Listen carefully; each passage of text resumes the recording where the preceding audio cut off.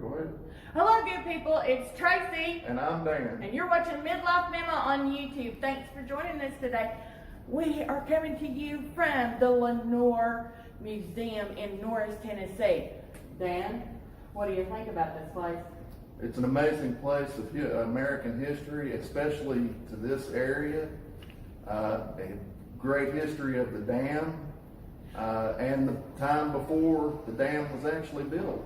Yeah, that's right. This historical complex has got the threshing barn, the grist mill, which is like 18th century, right? Right.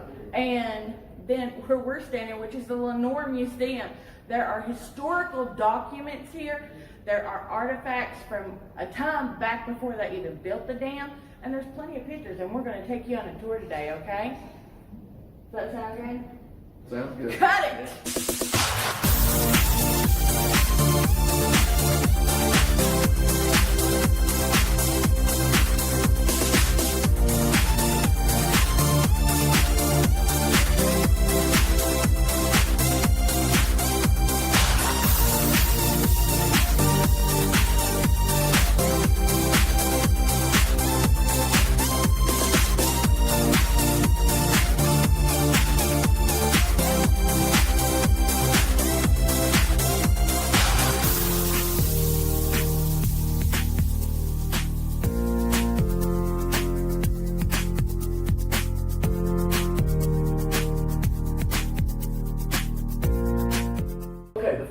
That you need to know about the museum are about the people that collected it. Mr. and Mrs. Lenoir lived down in Loudoun County, a place called Philadelphia, Tennessee, and they spent about 60 years of their life together collecting all kinds of things. And then in the 1930s, when the Norris Dam was constructed and TVA got its beginnings, they moved up here to Norris and raised their family up here. And the collection just grew and grew and grew. But they never had the money to actually, they always wanted a museum, but they never had the money to, build the building and light and cool it and heat it and that kind of thing. But when Mr. Lenoir got up in years, he actually donated his collection to the state of Tennessee. And when the museum opened in 1975, he was the first curator here. And he stayed with his collection until 1987 when he passed away. He was almost 97 when he passed away. So. That was amazing. Yeah. Tell them what these are. Okay, well, here at the museum, we have all kinds of things. There's over 5,000 artifacts displayed. We've got an upstairs that you can't see. There's already stuff back by the front door that we've already gone by. But one of the big things are our room displays. I don't know if you can see, but there are 3 period-style rooms that we have on display with all kinds of like furniture and knickknacks and just antiques and things from the period there. And this is where with our group tours, this is where we spend a lot of time. There's all kinds of interesting things. And they're set up so well, and they've got little descriptions that are on some of the items, most of the items, so that you can, if there's not someone here that's really, really handy, you're with the tour, or someone else is with the tour, then you can still get some information about these really cool artifacts. And occasionally, I'm not averse to jumping the rail to get back there and show you some of these things a little more up front and personal. I've actually already done that once today, just a few minutes ago. There is one thing that I would like to see. Okay. And we'll show you in just a few minutes. All right. And for those of you that enjoy the banjo, would you tell them about these 2 banjos you just told me about? That was awesome. Well, the 2 that we have on the wall, these are, I think the one on the left is actually store-bought, okay, has the metal frets, but the one on the inside is fretless and it is homemade. But both of them, I know this, both of them actually have natural animal hides stretched across. I'm not sure if it's groundhog or something like that, but it's a natural hide. But banjos from back in the day, at least 100 years old. There is so much to this museum. Y'all need to come and check this out. They're open almost every day, except for Monday and Tuesday. We're open Wednesday through Sunday, 9 a.m. to 5 p.m. And you can find out more information below in our description, where we're going to drop a link so that you could come to see this for yourself, right? All right. And that fiddle that's back there too. It's not really a fiddle, is it? It's a violin. It is actually, and that I spend a lot of time with the school kids that come in here because that is a fiddle. Because technically it's a violin, but it's missing the one thing it needs to remain a violin, and that's the chin rest. If it doesn't have a chin rest, it's a fiddle because you play it leaned against your body as opposed to like this with a symphony. So. Did you know that? Did you? I didn't know that it See, we learned something today. Now we gotta go home. All the artifacts that we have here, this is probably the crown jewel of the collection. It's from 1826. We know that roughly because there were newspapers stuffed down into this thing when we got it. And literally it was a box of parts. It wasn't working. We had some tinkerers that lived locally in the town of Norris that spent hundreds of man-hours putting this thing back together, getting it to work. And those newspapers that I was talking about were from Germany. So we know that it comes from probably the Black Forest area of Germany, and it's, so it's almost 200 years old. Very fragile though, but it is working. It's all hand done. It plays about a dozen different songs. All these characters move. These people do different chores down here. The middle people, they dance around the ballroom. The soldiers march. There's some horse cavalry soldiers in the back that come through. And the little clown guy, he's actually broken, but normally he would flip through the air like this. Again, comes from Germany, but it came, by the time of the Civil War, it was over here in the United States and up at a place called Bull's Gap, Tennessee. But we really don't know the story beyond that. It's still a mystery. But I can tell you this, guys. When we got it in 1981, the Smithsonian, up in D.C. was interested in it, and they made us an offer on the box. I don't know the dollar amount, and I don't know if it was even working at that time, but I know the Smithsonian knows about it, and we're interested. So, wow.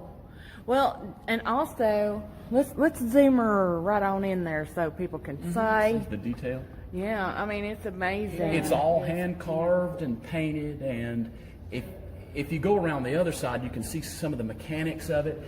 It works by a crank, and I won't, but the crank sticks out. You can kind of see it's laying on the ground there, but you just stick it in, you crank it like this, and it turns. It has a bellows inside. It is a true organ.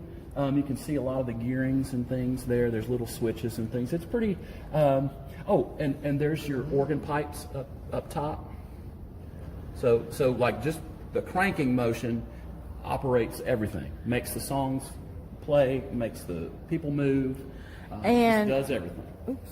And there's also a DVD, which because of copyright we are not going to watch it, but that there's some more information that's there, and when you're here you could watch the DVD and it will give you more information about this piece itself, which is, to me, is just, I'm just so fascinated over it, and who wouldn't be?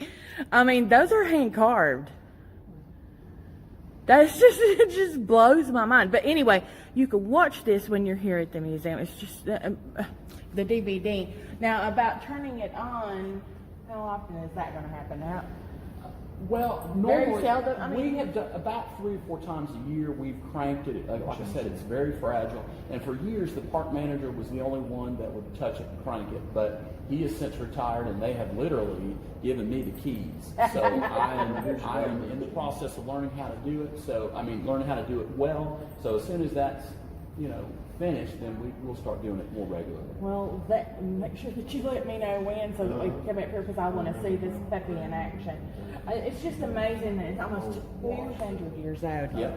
Oh my goodness. So what could you tell them about it? Well, I can't answer their question whether it really works or not because I haven't cranked it, but I can tell them that over 100 years ago, this thing did work. And it is a Edison standard phonograph. It's written right there. This is an oak case. You can see it has a top, has a cover. And these are actually, the music is not in here, but this would be the little cylinder that would hold your record or your CD or your tape or whatever, whatever you were going to, this is like the older version of that. And you would slide it. Basically, it's a cylinder, and it would slide into this area right here. And then when you crank it, of course, it comes out the little trumpet-looking thing and plays music. But I can't tell you whether it works or not these days, but I know, Once upon a time it did. Yes, in about 1900 it I did. bet they were And- shaking a leg. Right, and let's don't forget about Edison. I mean, right here, even on the record, there's a picture of Thomas Edison and his name.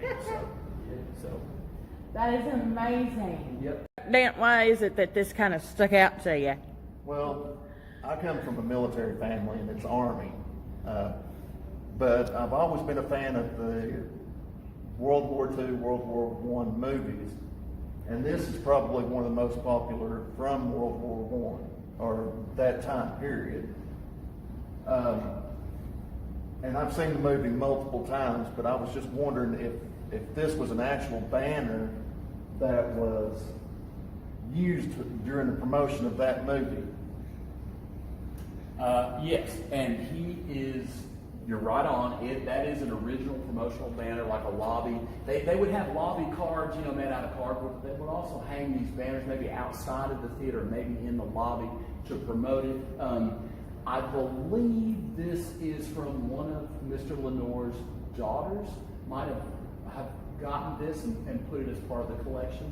But it is original, and like you said, it gives the story. First, we got Gary Cooper, one of the best-known Hollywood actors, telling a story of probably one of Tennessee's greatest heroes about the First World War. But this came out right at the beginning. I think it was before Pearl Harbor, but it was right kind of the build-up for World War II. So it was a very patriotic thing, and I'm sure a lot of young men that saw this movie, they probably soon were at the induction center, for the Second World War.